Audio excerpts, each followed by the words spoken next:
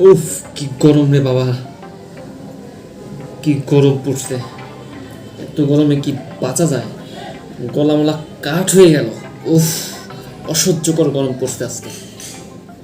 হে guys, আসসালামু আলাইকুম, this is Azizul blogs and welcome to my another blog. আজকের ব্লগটা হচ্ছে বাসায়। আর যে রোদ পড়ছে, যে গরম, এই গরমের অত্যাচারে আর থাকতে পারলাম না, টিকতে পারতেছি না। তো চিন্তা করলাম যে বাঁচতে তো হবে।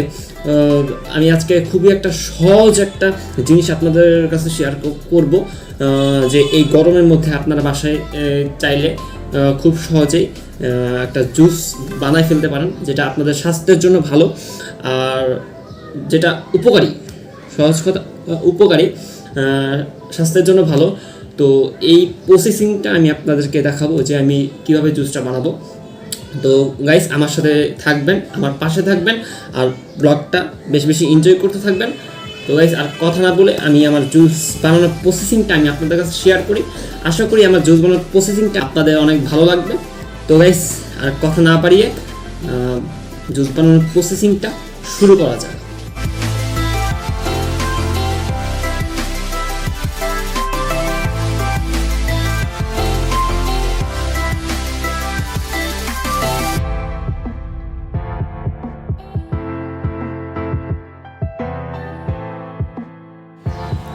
হে গাইস, আমি চলে আসলাম যে আমার জুস বানানোর যে প্রসেসিংটা, যে আমি জুস কীভাবে বানাবো সেই প্রসেসিংটা নিয়ে আমি চলে আসলাম।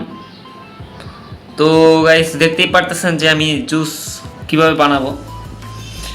ফার্স্ট অফ অল, এটা হচ্ছে বরফ। এটা হলো, আমরা সবাই জানি যে রমজান মাস আসতেছে, আমরা এটার ব্যবহার করব। ইসিপগুলি ভুসি, আর এটা হচ্ছে চিনি, আর এটা হচ্ছে পুদিনা পাতা, আর এটা হচ্ছে, তো আমরা জানি যে লেবু।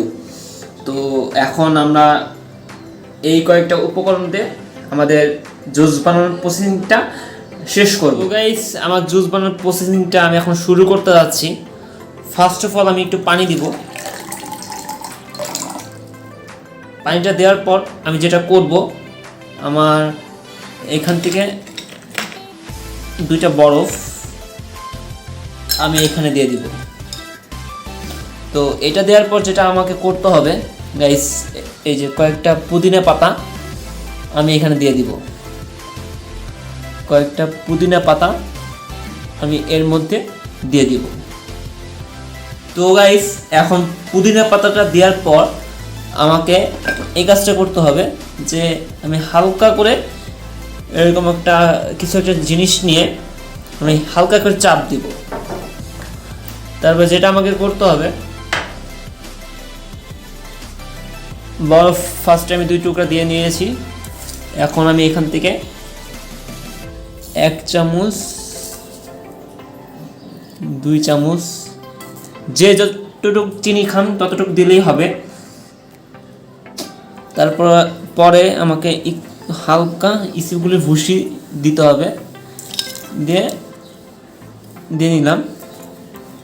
এখন যেই কাজটা করব সেটা হচ্ছে লেবুটা 1টা অথবা 2টা এভাবে চিপটে নেবেন। এই যে দেওয়ার পর আমি আরেকটা দিচ্ছি যাতে লেবুর একটা ফ্লেভার আসে। এভাবে করে দিয়ে নিব। সর্বশেষ আমাকে যে কাজটা করতে হবে, আমি আবার 2 টুকরা বরফ ঢেলে দিব। তারপর আমি আবার সেই পুদিনা পাতাগুলো দিয়ে নিব। পুদিনা পাতাটা দেওয়ার পর এই যে 2টা লেবু, সেই 2টা এভাবে এর ভেতরে আমি দিয়ে নিব। তারপর আমাকে যে কাজটা করতে হবে, আমি হালকা করে চাপ দিব।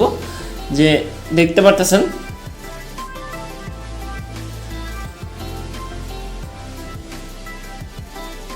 দেওয়ার পর একটা সুন্দর একটা কালার চলে আসছে। এখন আমি হালকা করে চাপ দেব।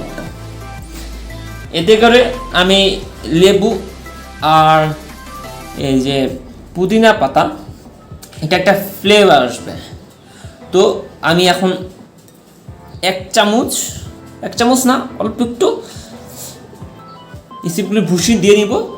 তারপর আবার 2 টুকরা বা 3 টুকরা বরফ দিয়ে নিব। তো সেম কাজটা আবার করতে হবে। কয়েকটা পুদিনা পাতা আমি দিয়ে নিলাম। দেওয়ার পর এখন যে ফিনিশিংটা হবে আমার, সেটা হচ্ছে চিনি,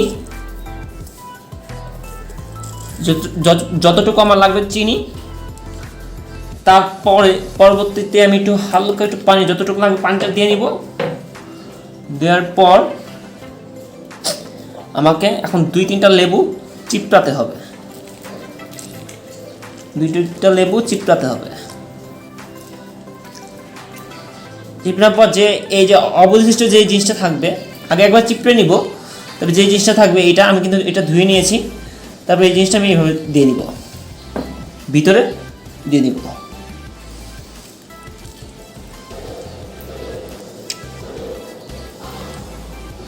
এই যেভাবে করে দিয়ে নিব।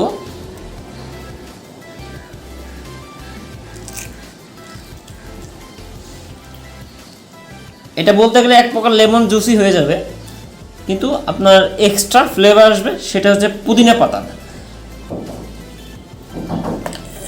আমি হালকা করে চাপ দিয়ে নিব। চাপটা দেওয়ার পর যে কাজটা আমি করব, সর্বপরিশেষে আমি আমার যেই অবশিষ্টগুলো ছিল সেগুলো আমি দিয়ে নিব। এই পুদিনা পাতাগুলো আমি দিয়ে নিলাম। এই যে পুদিনা পাতাগুলো আমি ঠিক মতো দিয়ে দিলাম। এটা আমার হয়ে গিয়েছে। এখন আমার আর কিছুই করতে হবে না, জাস্ট একটু চাপ দিতে হবে। 2-3 বার চাপ দিতে হবে এরকমভাবে, যাতে জিনিসটা অ্যাডজাস্ট হয়ে যায়।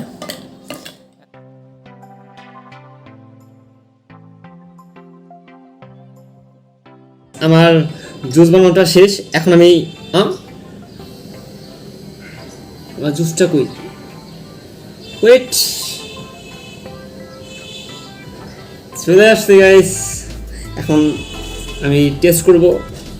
আমি নিজেই বানাইছি, নিজেই এখন টেস্ট করবো যে কেমন হয়েছে।